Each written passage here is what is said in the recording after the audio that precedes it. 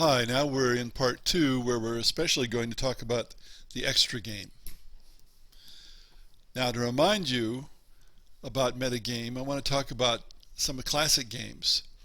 I'm pretty sure that there's a metagame around the tournament chess circuit, though I can't say for sure.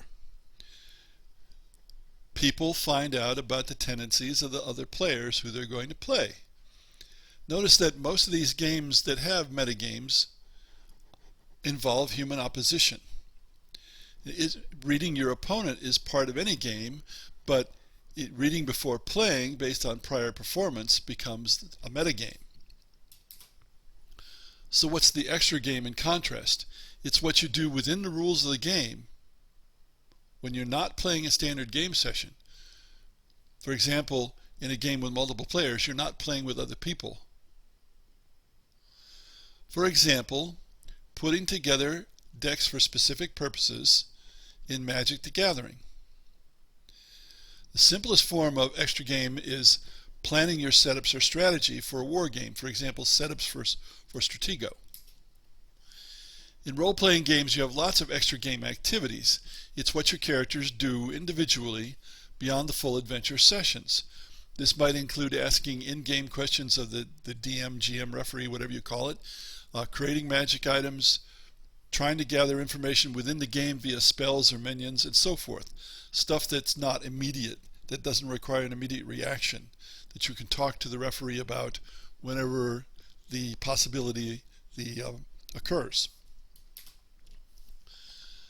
Another form of extra game is where you design something to use in the game, and it's included as part of the rules. For example, designing cars in Car Wars, or designing ships in gratuitous space battles, or designing units for Battletech, or designing vehicles for GURPS, or designing characters for RPGs.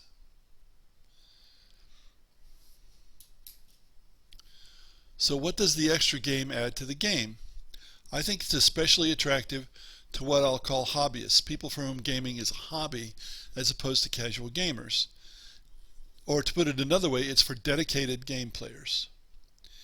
It provides a pastime that doesn't require other people. It increases the variety of the game, and it gives the hardcore player a way to search for an advantage in the game. Now that could be good and that can be bad, because if they can find advantages in the design, then in a sense the average players become at a great disadvantage and may not want to play the game. And that comes into our question, should you deliberately design a game with extra game sessions? Does this make sense? Keep in mind, you're moving away from casual gamers if you do this. But for hobbyists, this kind of thing offers additional attraction and additional variety and even additional immersion. So, as with most questions in game design, it depends on your audience, both what the audience likes and what they expect. For example, video games that are space war games, players expect that there will be ship design. It's become so common that it's a part of normal game sessions in single player.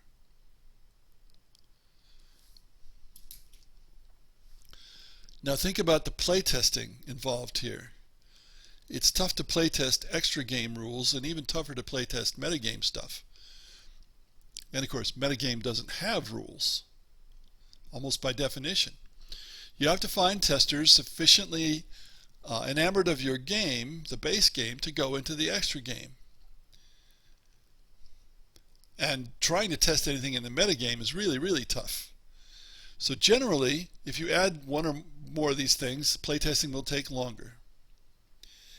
In video games, sometimes this testing takes place after the initial release, for example, of an MMO or an F2P game. Things get added, the metagame ideas come up, and so forth. So you need to consider when you're designing a game whether the extra testing required will be worth the improvement in your game. Now, my motto in games is a designer knows he has achieved perfection not when there is nothing left to add, but when there is nothing left to take away. so I rarely design extra game or metagame into a game. But it's your decision, just one of the many, many decisions you have to make when deciding to design a game. Thanks for listening.